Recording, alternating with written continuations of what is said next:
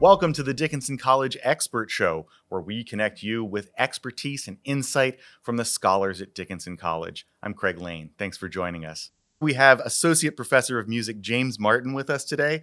Thank you so much for being here. Thank you for having me, Craig. You are an accomplished performer, not only as a singer, but also as an actor and entertainer. You're known for your performances in opera and musical theater and classical concerts. And you have a new album out. It's called Wide as Heaven, A Century of Songs by Black American Composers that you have appeared on with your frequent collaborator, the pianist Lynn Raley. So this new album of yours, the label New World Records describes it as, and I'm quoting them here, a collection that represents 100 years of music by American composers and poets of color, who unfortunately have been stifled from inclusion in our American story.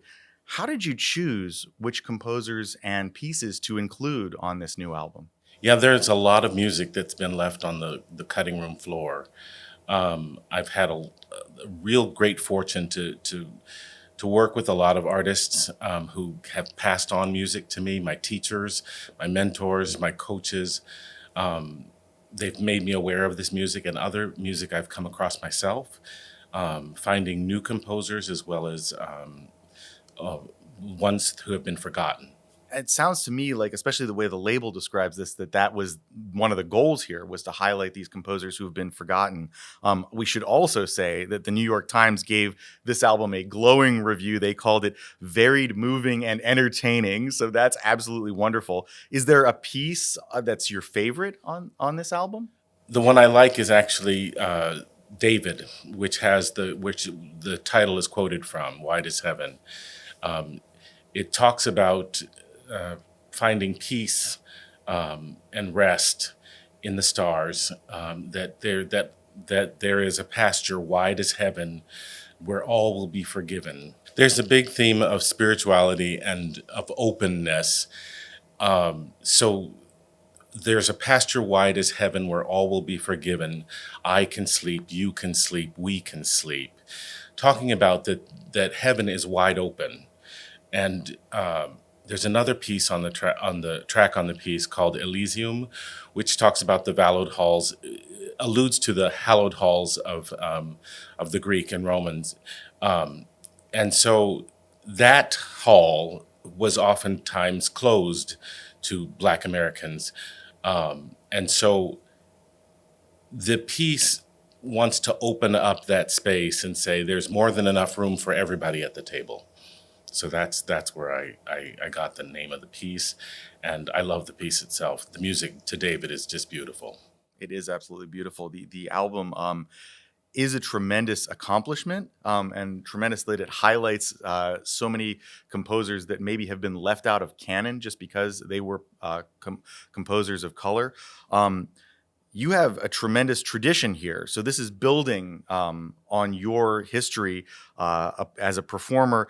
A review on Talkin' Broadway said that you would be equally at home in the role of Figaro or in a production of Ain't Misbehavin'. So that is a wide range of music to cover. You're also an accomplished teacher and an advocate. What attracted you to this career path that you're on right now? I always thought that I would be a teacher much later in life. And it came earlier, and I found out that I'm pretty good at it, and I enjoy it very much. So when that opportunity arose, it was difficult to balance my singing career with my teaching, just the logistics of it all.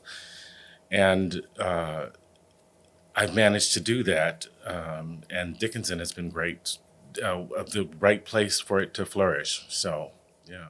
That's wonderful to hear. So you have, again, you've been able to accomplish so much with your performances and then bring that to the students here.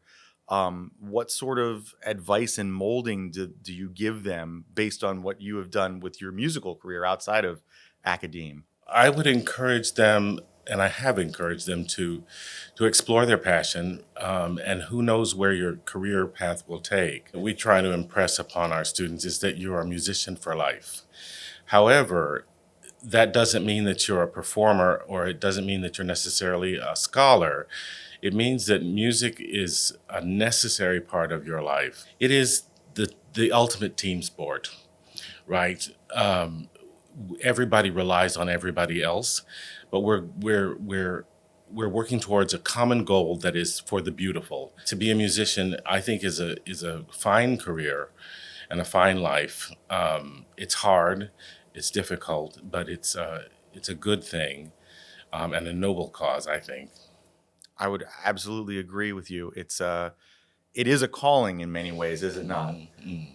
Do you feel like this, where you are right now, influencing students, helping them in their path, also accomplishing so much creatively, professionally, is this sort of where you envisioned your career going? Yeah, I didn't know where I wanted to end up. Actually, See. I just knew I had to sing. I told my mother. Actually, she said, I started out as an English major in college, and after the first week of rehearsals and schedules, I said, "Mom, I'm just nothing but a singer.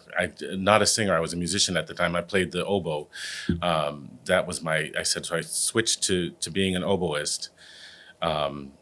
And then after a year of playing the oboe really badly, I I switched to singing. And I told my mother, I said, I really want to sing. And she said, well, what are you going to do? What kind of singing? You've been done just about every kind of singing. And I said, well, I always, I'm going to strive to be the best that I can be. And so to me, it seems like I'll be an opera singer. And so I studied classical music, and at the same time, I resisted the fact that people would tell me, you can't sing that if you want to be an opera singer, even my own teachers. And I said, well, how do I divorce myself from my culture and my heritage and the things I just flat out like to do? And I said, the things that got me into singing, why would I divorce myself from that? And I've been a bit of a rebel that way, and it's got me the chance to do Ain't Misbehavin' and Figaro and Don Giovanni and sing in front of the crown princes of Europe, as well as the people in the cabarets in New York and the in New Orleans. Yeah, all over. An incredible and varied career for sure, but without giving up your heritage or what interests you, which is really the wonderful thing, and what we talked about, how it's a calling. Um, and that brings me back to the album Wide as Heaven, A Century of Songs by Black American Composers. This is a calling to your heritage. And so did you feel like you had to make this album? When I was a student, my first voice teacher, David Knott, said to me, he said, he was Caucasian, and he said, you must uplift your heritage and you must sing the music of your people. And no one had said that to me before.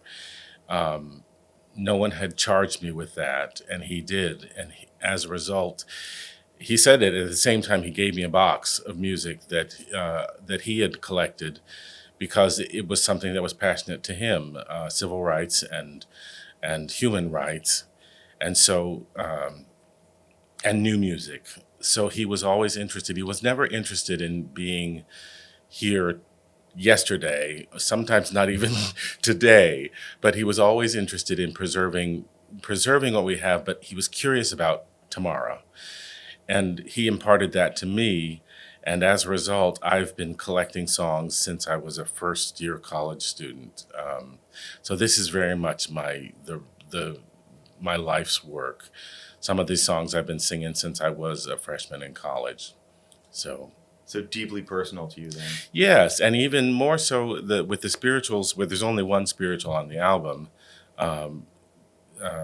but with the spirituals, things that I grew up with my mother singing to me, my family singing together, all of those things have come out, I think, in the album, that it's really a very personal journey, but also a historical retrospective in some ways. Yeah. Right. And I've been told that sometimes music needs friends and people to perform it in new ways, Yeah. right? Yeah, I like that. Yeah, that was my band director said that. You and I have very similar backgrounds. Both of my parents were educators, and I'm a trumpet player and a singer sometimes when I need to be. But it's very interesting to me how much how personal music is, right?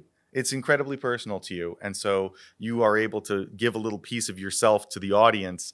And then probably in your teaching, you're able to give a little piece of yourself to your students too. Music needs friends. I love that.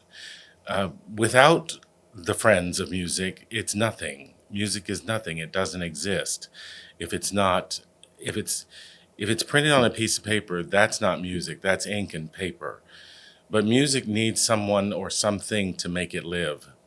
And so the moment you make music, that moment is a moment that's shared by other people, and it's exclusive to that group of people, right? Because music is so personal, when we do take something of ourselves and give it to another person or a group of people, it is extremely personal. It's not just something that tugs at our heartstrings or catches our mind.